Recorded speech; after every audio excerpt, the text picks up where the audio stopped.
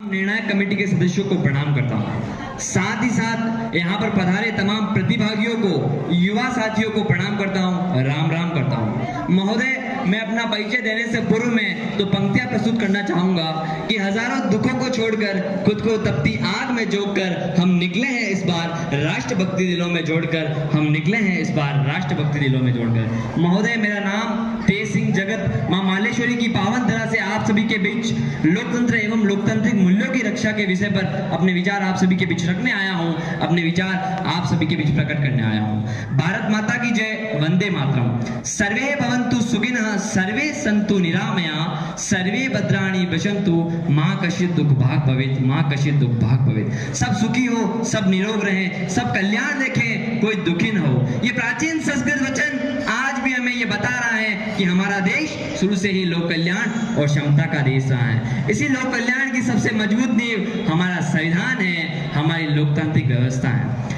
महोदय, साथियों, जब 26 नवंबर 1949 को डॉक्टर भीमराव अंबेडकर ने संविधान सभा में अपना अंतिम भाषण दिया था तो उन्होंने कहा था, मैं मानता हूं हमने एक लोकतांत्रिक संविधान का निर्माण किया है, मैं यह भी मानता हूं कि यह दुनिया का सबसे अच्छा संविधान हो सकता है, लेकिन मैं यह कहता हूं अगर हमने इसे जीवित नहीं रखा, अगर हमने इसके सिद्धांतों को अपने व्यवहार में नहीं उतारा तो यह संविधान एक कागज का टुकड़ा मात्र रह जाएगा। और ठीक यही बात महोदय पंडित जवाहरलाल नेहरू ने कही थी कि जब दुनिया सो रही थी तो भारत जाग उठा था स्वतंत्र जीवन के लिए, स्वतंत्रता के लिए। परंतु महोदय, आज आपके सामने, मेरे सामने, हम सभी के समक्ष सवाल ये है, प्रश्न चिन्ह ये है कि क्या हम वाकई में जाग रहे हैं या फिर लोकतंत्र को सोता हुआ छोड़कर हम खुद सोने चले गए हैं। लोकतंत्र सिर्फ वोट डालने का काम नहीं, लोकतंत्र सिर्फ 5 साल में लाइन लगाकर बटन दबाने का काम नहीं, लोकतंत्र वो जीवित आग है जो हर एक नागरिक के सीने में जलनी चाहिए। लोकतंत्र वो जीवित आग है जो हर एक युवा के सीने में जलनी चाहिए।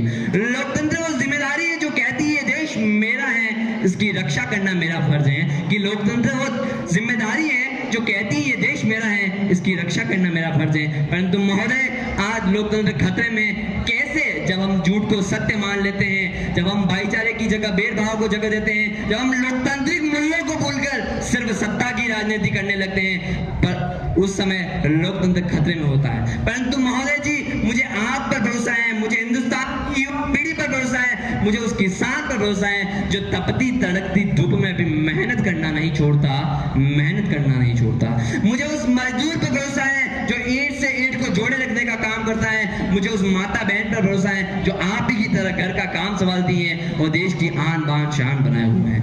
आप ही हो लोकतंत्र के असली रक्षक, आप ही हो संविधान के